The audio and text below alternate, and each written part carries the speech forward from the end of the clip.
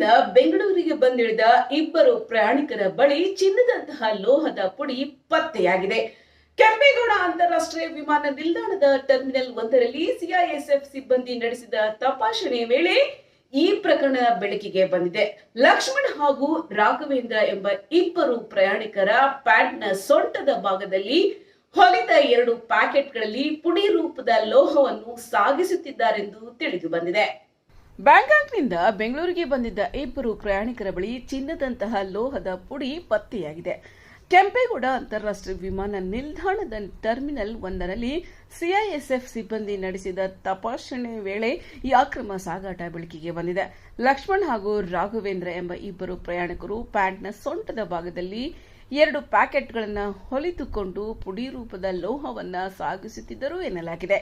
ತಪಾಸಣೆ ನಡೆಸಿದ ಸಿಐಎಸ್ಎಫ್ ಸಿಬ್ಬಂದಿ ಇಬ್ಬರಿಂದಲೂ ಒಟ್ಟು ಸುಮಾರು 260 ಗ್ರಾಂ ಚಿನ್ನದಂತಹ ಲೋಹದ ಪುಡಿಯನ್ನು ವಶಪಡಿಸಿಕೊಂಡಿದ್ದಾರೆ. ಬ್ಯಾಂಕಾಕ್ನಿಂದ ಬೆಂಗಳೂರಿಗೆ ಬಂದಿದ್ದ ಇಬ್ಬರು ಬಳಿಕ ಬೆಂಗಳೂರಿನಿಂದ ಅಹಮದಾಬಾದ್ಗೆ ತೆರಳಲು ಸಿದ್ದರಾಗಿದ್ದ ವೇಳೆ ಸಿಕ್ಕಿಬಿದ್ದಿದ್ದಾರೆ. ವಶಪಡಿಸಿಕೊಂಡ ವಸ್ತು ಹಾಗೂ ಪ್ರಯಾಣಿಕರನ್ನು ಹೆಚ್ಚಿನ ಕಾನೂನು ಕ್ರಮಕ್ಕಾಗಿ ಕೆಐಎ ಪೊಲೀಸರಿಗೆ ಹಸ್ತಾಂತರಿಸಲಾಗಿದೆ. ಚಿನ್ನದ ಕಳ್ಳಸಾಗಣೆ ತಡೆಗಟ್ಟುವ ನಿಟ್ಟಿನಲ್ಲಿ ಕೆಂಪೇಗೌಡ ಅಂತಾರಾಷ್ಟ್ರೀಯ ವಿಮಾನ ನಿಲ್ದಾಣದಲ್ಲಿ ಸಿಐಎಸ್ಎಫ್ ಸಿಬ್ಬಂದಿ ಕಟ್ಟುನಿಟ್ಟಿನ